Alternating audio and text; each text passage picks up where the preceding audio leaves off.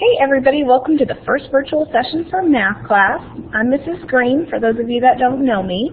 I just want to get started with this virtual session, just going to kind of be like what I expect from virtual sessions and help sessions and whatever on Blackboard. So hopefully you were able to get it all loaded properly. If you're watching this, then obviously you were.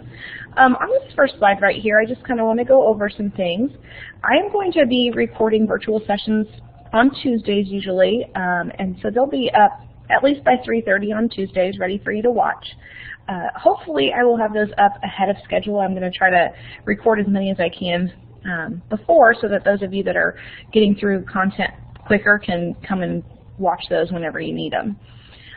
There will be a help session live every Wednesday from 9 a.m. to 10 a.m. So I'm hoping that after you watch the virtual session, write down some questions, write down whatever problems you have or whatever, and then we can go over those on Wednesday. You do not have to come for the whole time. I will be there for an hour, but if you want to show up at 9:45 with some questions, then I'll be there and can answer those. If you want to show up at 9 and stay for the whole time, that's fine.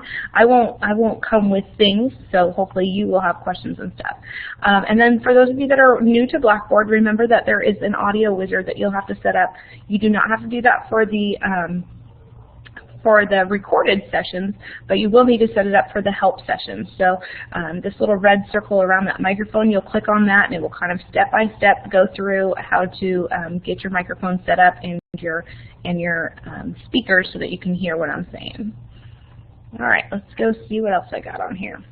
All right, so this year we're doing, I'm going to turn off my video because I don't like just staring at myself the whole time. So this year we're going to do notebooks a little bit different. I've kind of changed how I want the setup to look. So instead of the page that had like the reflection and everything, this year we're going to do 3 of these lesson pages.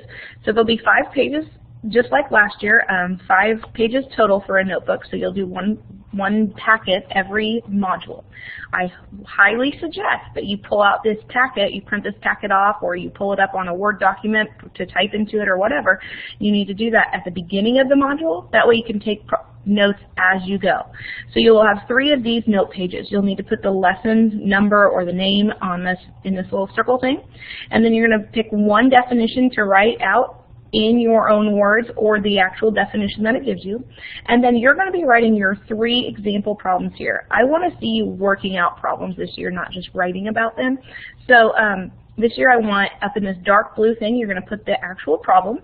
And then in the light blue, you're going to show how you solve it, and then the answer in the bottom. So do not just pick really easy problems that you already know. I want them to be directly from the lesson. Let's say there is a problem, though, that's just very basic and doesn't have very many steps. You can still show your thinking here, or you can even put what you calculated here and then just have the answer at the bottom. But I want to see you actually working out 3 things. So you will do 3 of these per module. And then this will be what the reflection for the virtual session will be.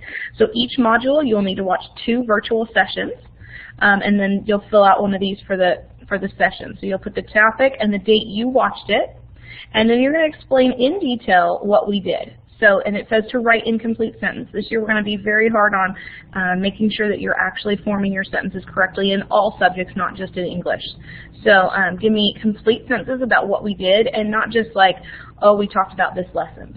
I want you to give me details. Okay? And then on the virtual session, whenever I do a recorded virtual session, I will actually come up with 3 problems that we will solve. I will solve throughout the thing. So as you watch, I will tell you, this is your first problem, this is your second problem, this is your third problem. So you'll write those in there to show that you watched the whole thing. So this is not going to be a virtual session that you can just come and watch for 5 minutes, turn it off, fill out your reflection sheet, and go. You will need to watch the whole thing to be able to get your problems and steps in on your reflection sheet. So you'll have 2 of those. For my class in general, I am pro calculators, so please use a calculator if you need to. I'm hoping that by 6th grade you've already got your math facts down. If not, that's something that you can work on a different time, but when you're doing your math homework, I would prefer that you just pick up a calculator if that's easy for you to do. Now, if you prefer not to, that's fine, but I have had a lot of students that will sit there and write out these ridiculously long problems, and then they end up getting them wrong because they'll miss a little part here or there.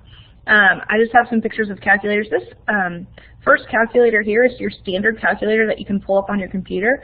If you click on that View button though, you can go to Scientific Calculator and it will open up this larger calculator.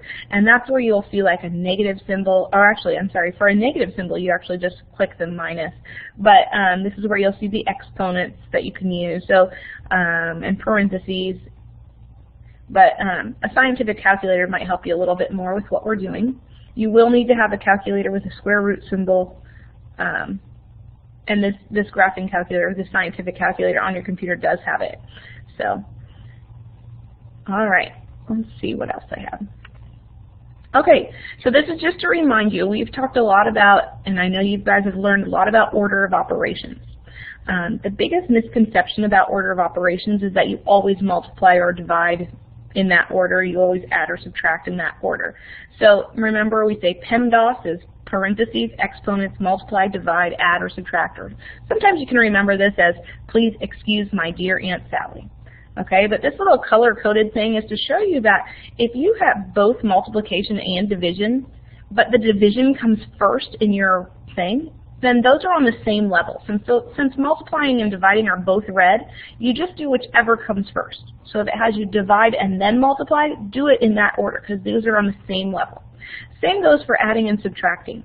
If you have a problem that has subtraction first, but even though it comes last in the PEMDAS theorem here, you still want to do it first in the problems because that's why they're both blue here. So out of those two, do them in order.